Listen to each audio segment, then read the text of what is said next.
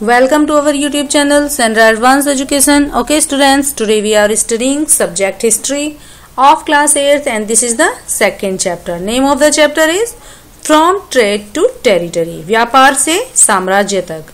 The company establishes power. Company की सत्ता स्थापित होती है. Aurangzeb was the last of the powerful Mughal rulers. Mughal बादशाहों में औरंगजेब आखिरी शक्तिशाली बादशाह थे. He establishes control over a very large part of the territory that is known as India. उन्होंने वर्तमान भारत के एक बहुत बड़े हिस्से पर नियंत्रण स्थापित कर लिया था. After his death in 1707, many Mughal governors and big zamindars began asserting their authority on establishing regional kingdoms. 1707 में उनकी मृत्यु के बाद बहुत सारे मुगल सूबेदार और बड़े बड़े जमींदार अपनी ताकत दिखाने लगे थे. As powerful regional kingdom embraced in various parts of India, और उन्होंने अपनी क्षेत्रीय रियासतें कायम कर ली थीं और विभिन्न भागों में ताकतवर क्षेत्रीय रियासतें सामने आने लगी थीं. Delhi could no longer function as an effective center और दिल्ली अधिक दिनों तक प्रभावी केंद्र के रूप में नहीं रह सकी. By the second half of the 18th century, 18वीं सदी के उत्तरार्ध तक राजनीतिक क्षितिज पर however a new power was embracing in political horizon, the British. और अंग्रेजों के रूप में एक नई सत्ता ताकत में आने लगी थी. Did you know that British originally came a small trading company and were reluctant to acquire territories? क्या आप जानते हैं कि अंग्रेज पहले एक छोटी सी व्यापारिक कंपनी के रूप में भारत आए थे और यहाँ के इलाकों पर उन्होंने कब्जे में उनकी ज्यादा दिलचस्पी भी नहीं थी. How then did they came to master of a vast empire? तो फिर कैसे उन्होंने इस दिन वे एक विशाल साम्राज्य के स्वामी बन बैठे. In this chapter you will see how this came about. इस पार्ट में आप जानेंगे कि ये सब कैसे हुआ.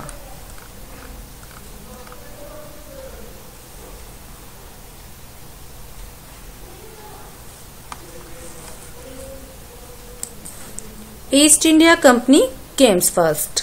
Kemps east. पूर्व में ईस्ट इंडिया कंपनी का आना. In 1600 the East India Company acquired a charter from the ruler of England, Queen Elizabeth. I granted it the sole right to trade with the east.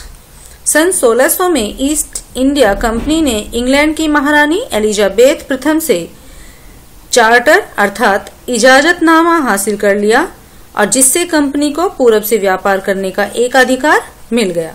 This meant that no other trading group in England could compete with the East India Company and और जिसका मतलब था कि England के कोई और व्यापारिक company इस इलाके में ईस्ट इंडिया कंपनी से होड़ नहीं कर सकती थी. With this charter the company could venture across the ocean और इस चार्टर के सहारे कंपनी समुद्र पार जाकर नए इलाकों को खंगाल सकती थी. Looking for new land for which it could buy goods at the cheap price और वहां से सस्ती कीमत पर चीजें खरीदकर उन्हें यूरोप में and carry them back to Europe and sell at higher prices और उन्हें यूरोप में लाकर ऊंचे रेटों पर भी बेच सकती थी. The company did not have the fear competition from other English trading companies और अब इस कंपनी को दूसरे अंग्रेज व्यापारिक कंपनियों से प्रतिस्पर्धा का कोई भय भी नहीं था. Mercantile trading companies in those days made profit primarily by excluding competition so that they could buy cheap and sell dear. और उन दिनों कंपनियों को दूसरे अंग्रेज व्यापारिक से और इस जमाने में वाणिज्यिक कंपनियां मोटे तौर पर दूसरों से प्रतिस्पर्धा से बचकर ही मुनाफा कमा सकती थीं. The Royal Charter, however, could not prevent other European powers from entering the eastern markets. लेकिन यह शाही दस्तावेज दूसरे यूरोपीय ताकतों को पूरब के बाजारों में आने से नहीं रोक सका।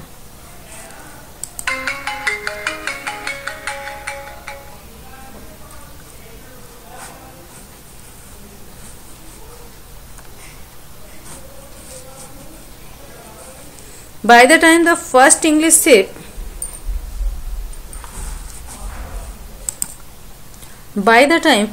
ship sailed down the west coast of Africa, round the Cape of the Good Hope and crossed the Indian Ocean, the Portuguese had already established their presence in the western coast of India. और जब तक England के जहाज तट को छूते हुए cap of good hope का चक्कर लगाकर और पुर्तगालियों ने भारत के पश्चिमी तट पर अपनी आधिपत्य स्थापित कर लिया था, अपनी कंपनी को वहां पर अच्छे से उन्होंने एस्टेब्लिश कर लिया था।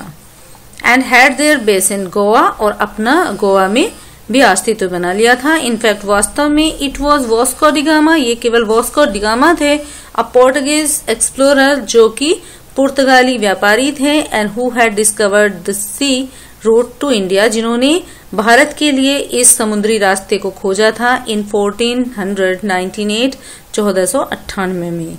By the early 17th century, और 17वीं शताब्दी के शुरुआत में the Dutch too were exploring the possibilities of trade in Indian Ocean. तो डच जो थे वो भी इस भारतीय समुद्र रास्ते से आकर अपने वो भी यहाँ पर अपने व्यापार को स्थापित करने के लिए, बढ़ाने के लिए सोचने लगे थे। Soon the French traders arrived on the scene, और जल्दी ही फ्रेंच व्यापारी भी यहाँ देखने के लिए मिलने लगे।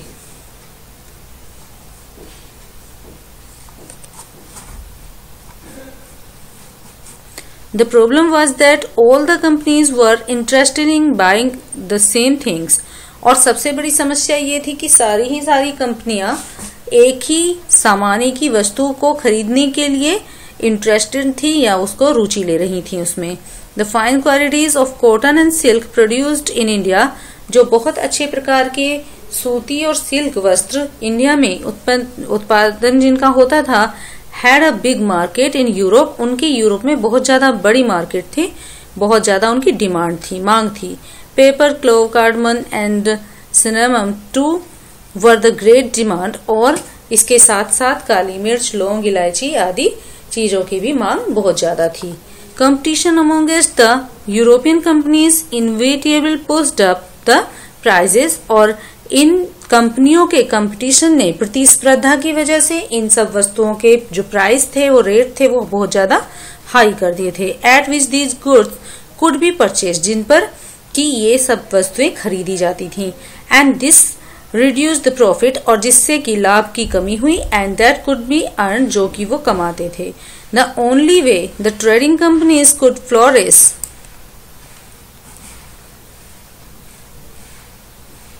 was the eliminating rival competitors।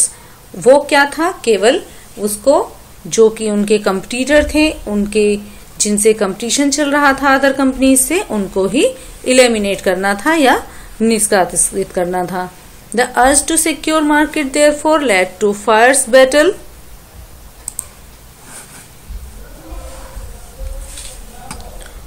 Battles between the trading companies, और इस वजह से इन जो व्यापारिक कंपनियां थी, इनमें इनके बीच लड़ाइयों की शुरुआत हो गई थी। And through the 17th and 18th century, और 17वीं 18वीं शताब्दी में they regularly sank each other ship, और वे एक दूसरे के कंपनी के जहाजों को डुबो देती थी। एंड ब्लॉकेडेड रूट्स, या रास्ते जाम कर देती थी, या रास्तों में रुकावटें पैदा करती थी। And prevented rival ship from moving with supplies of goods, और माल से लदे जहाजों को आगे जाने से रोक देती थी। Trade was carried on with arms and trading post were protected through fortification.